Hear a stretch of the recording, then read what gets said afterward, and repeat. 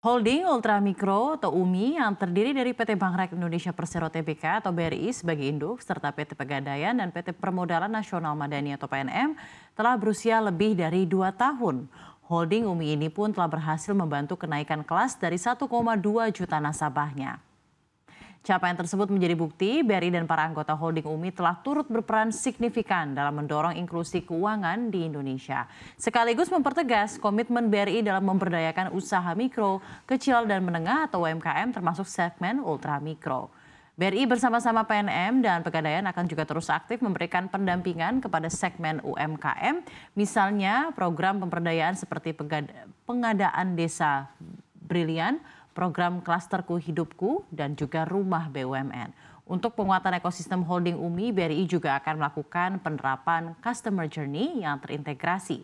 Selain itu, holding UMI juga dipastikan akan berpartisipasi dalam percepatan inklusi keuangan melalui optimalisasi outlet co-location, agen briling, serta tenaga pemasar holding UMI.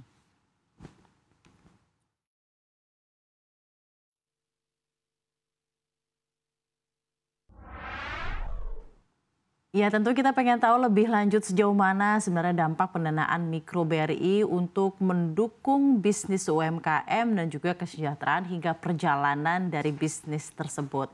Kita sudah tersambung bersama dengan CEO Bumbu Mande, Anissa Syafitri, yang juga merupakan nasabah mikro BRI. Kita tanya terlebih dahulu kabarnya Bu Anissa, apa kabar? Alhamdulillah, kabar baik, Mbak. Bu Anissa bisa sharing ceritanya menjadi nasabah dari UMI. Sudah sejak kapan Ibu menjadi nasabah mikro atau UMI di BRI dan juga diceritakan awal mulanya memilih BRI sebagai mitra bisnis Anda. Silakan Ibu. Baik, terima kasih, Mbak. Semoga suara saya terdengar dengan jelas ya. Jadi kalau sedikit cerita singkat dari perjalanan usaha yang saya bangun ini, yang saya beri nama Bumbu Mande. Saya menjadi nasabah BRI sejak tahun 2021. Nah, kebetulan usaha yang saya bangun ini sudah dibangun sejak tahun 2017, di mana saat itu saya masih kuliah. Nah, di sana saya memulai yang awalnya memulai usaha dengan secara konvensional, secara tradisional, itu setelah tahun 2021, akhirnya saya memutuskan untuk menjadi nasabah dari BRI. Dan akhirnya kita menerima pendanaan dari BRI untuk pengembangan dan perluasan usaha yang sedang saya bangun, seperti itu. Oke, untuk bisnis Bumbu Mande ini kan memang fokus dengan produksi bumbu masakan olahan. Mungkin Bu Nisa bisa Nah, jelaskan gitu ya, sudah ada berapa produknya, sejauh mana jangkauan wilayah pemasarannya, dan apakah juga Ibu bekerja sama dengan para petani lokal ataupun seperti apa dampaknya buat sekitar, berapa jumlah karyawan di bisnis Anda? Nah, kebetulan berawal dari usaha yang saya mulai sendiri dari usaha rumahan. Awalnya usaha ini hanya saya mulai dengan orang tua. Jadi karyawannya awalnya dari diri saya sendiri bersama ibu saya. Hmm. Seiring itu, ketika sudah melebarkan sayap untuk memberanikan diri untuk menjadi nasabah BRI, di sana akhirnya alhamdulillah setelah kita mengupgrade produk dengan pendanaan yang sudah diberikan, akhirnya saya memutuskan untuk mengupgrade produk yang dari tradisional menjadi produk yang lebih modern. Tapi kita saat itu menjual produk tradisional dengan kemasan yang modern seperti itu, Mbak. Jadi sekarang alhamdulillah untuk karyawan yang awalnya cuman semuanya saya kerjakan sendiri dan bersama orang tua, sekarang kita alhamdulillah sudah memiliki karyawan 8 orang. Ah, luar biasa. Dan untuk penjualannya sendiri, pemasarannya seperti apa? Ibu, apakah sudah menjangkau beberapa daerah tertentu, berapa produknya, dan juga dari penjualannya sendiri bagaimana untuk tipe-tipe produknya? Nah, kebetulan kalau untuk produk, karena dasarnya kita di Sumatera Barat, jadi saya mengangkat produk ini adalah bumbu pasta masakan Minang, seperti itu, Mbak. Walaupun akhirnya sekarang juga memulai dengan produk-produk masakan Nusantara, Tapi yang awalnya basicnya ini produk kita bentuk yaitu bumbu-bumbu instan masakan Padang.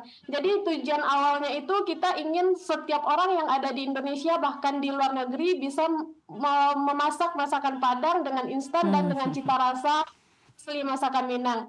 Karena kita menggunakan bahan-bahan baku yang langsung dari alam Sumatera Barat itu sendiri. Sebagaimana diketahui Mbak, Sumatera Barat itu sangat terkenal dengan alamnya yang subur, dengan rempah-rempahnya yang banyak. Nah, dari sanalah sebenarnya saya akhirnya keinginan untuk mengangkat hasil perkebunan alam Sumatera Barat untuk dijadikan suatu produk yang bernilai jual lebih tinggi dan bisa dipasarkan secara nasional seperti itu.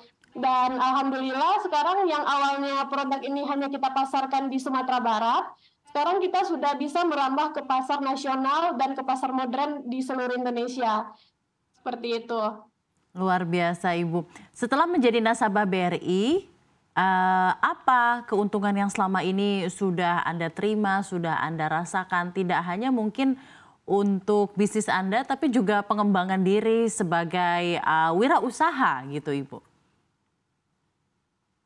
Keuntungan yang saya sangat merasakan dampak yang sangat positif terhadap binaan dari BRI ini, karena sebelum kita mendapatkan pendanaan, tidak hanya itu, kita juga diberi pendampingan untuk pengembangan diri melalui materi-materi yang diberikan khusus untuk para pelaku UMKM bersama teman-teman yang lain. Itu kebetulan sekarang BRI memiliki suatu wadah di mana mereka memiliki namanya Rumah BUMN. Jadi di sana kita bisa belajar tentang bagaimana untuk memulai usaha, bagaimana kita bisa membuat suatu brand dengan benar, dengan baik seperti itu, Mbak. Jadi di sana kita mendapatkan kelas dan kita bisa belajar gimana menjadikan produk tradisional bisa memiliki daya saing secara nasional dan di pasar modern seperti itu. Jadi saya rasa saya sangat berterima kasih dan sangat merasakan manfaat terhadap binaan dari yang diberikan oleh BRI. Dan tidak hanya itu, tidak hanya pemberdayaan secara bagaimana kita pengembangan produk, tapi kita juga dibantu untuk pemasaran produk secara nasional juga. Karena sebagaimana diketahui Mbak, ini kan kita usahanya di daerah. Iya.